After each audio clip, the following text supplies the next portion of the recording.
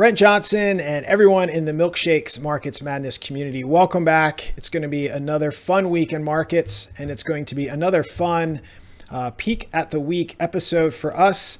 Brent, how you doing? I'm good. I'm actually excited for Monday. When you have an end of the week like we had last week, and you're not quite sure what's going to happen the next week, I'm actually looking forward to it. A lot of people, I'm very lucky. I like my job. I don't see my job as a burden, and so I'm actually excited to see what happens on Monday when we walk in. All right, so let's take a look at what could potentially make your week entertaining. The beginning of the week's kind of quiet, but there was a lot that happened last week, a lot that we talked about on the weekend episode around liquidity, the bond market, etc. So it'll be interesting how market participants continue to digest some of that. And to start the week out, the main thing that's happening is Treasury auction. So, the Treasury announced for the back half of the year another 1.3 trillion, I think, of debt they're going to issue. So, at various interest rates and whatnot, we'll see if the market still has an appetite for that.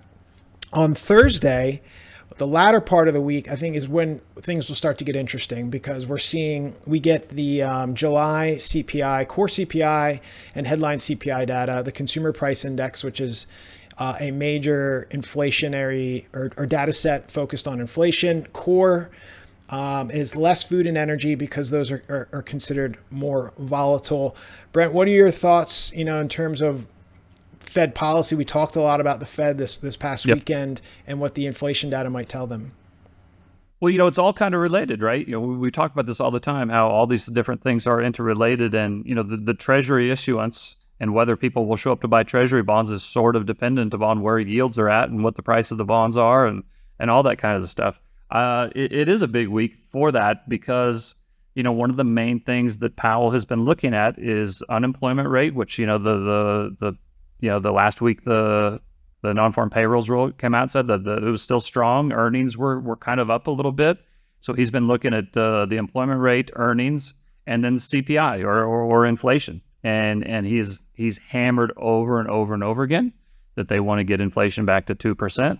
And they're bound and determined to do it. And, he was pretty clear at the meeting last week or 2 weeks ago now, that, hikes were still on the table. He indicated we're getting closer to the end, but hikes were still on the table. And, based on the data that came out on the non-farm payrolls, I think it's still on the table. If we get a hot CPI print or hotter than expected CPI print, I think it's definitely on the table. And I think the reason that you could see some fireworks from it is because I think there's a lot of people who kind of, even despite his words, think that July was the last hike. And it could be. I don't know. It could be. I lean more towards there being one more hike or at least one more hike than I think consensus. But this week will go a long way towards determining, whether that's the case or not. Yeah, you did say, the episode right around the last FOMC meeting and the rate hike decision leading into that, you're kind of putting your predictions out there, although it was more or less priced in, but you said you didn't think that was the last one, that, more than most people, you feel like they've got one in their back pocket come September.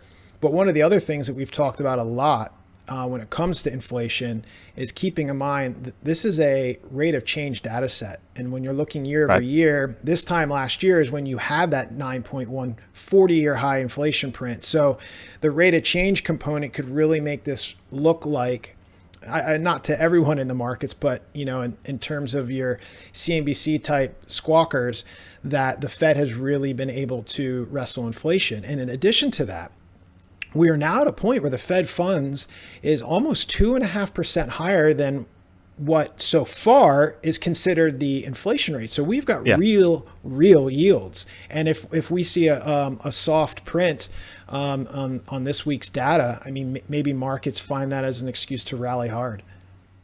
Yeah, it certainly could. I mean, the flip side, the flip side is if it comes in not weak, but if it comes in hot, and we have, as you just indicated, the tight on that indicator, at least based on, Fed funds over inflation, We have the tightest monetary policy since guess when? 2007, right? What happened after 2007, John? Do you remember? No, I'm foggy. No, yeah, it's a little foggy. So next week, last week I said this week was a big week. Next week, the end of next week is pretty important as well. And look, markets are, for the most part, driven by this animal spirit, the behavior of what people, as you always have said, expectations or what drive markets. So it's a behavioral science here, right? And at the end of the week on Friday, we have consumer sentiment. That also spells a lot. It really, as you're saying, everything is intertwined. That really intertwines into, if you have a hot inflation print, consumer sentiment maybe is bouncing around and starting to show an uptick.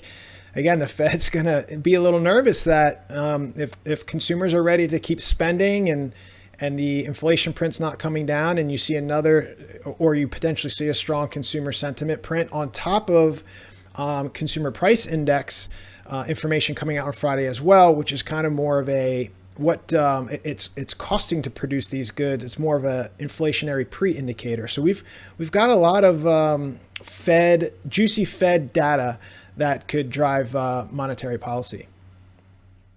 Yeah, and it's also it's August, and a lot of people like to go on vacation in August. They've worked hard all year. This is the time where they kind of relax a little bit. But I don't know if this year is going to be and a lot of times August is kind of quiet, and that's kind of why they do it. But I don't know if this is going to be a quiet August or not. We're going to find out. Well, good thing you love what you do, and you're not taking a holiday, and you'll be with us all week. And everyone else, we hope you'll join us in the middle of the week for our midweek update. For now, that'll do it for the peak of the week.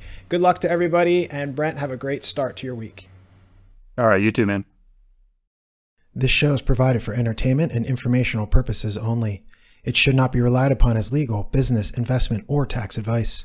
Neither the hosts, guests, nor any funds they may manage intends to make an offer or solicitation for the sale or purchase of any specific securities, investments, or investment strategies.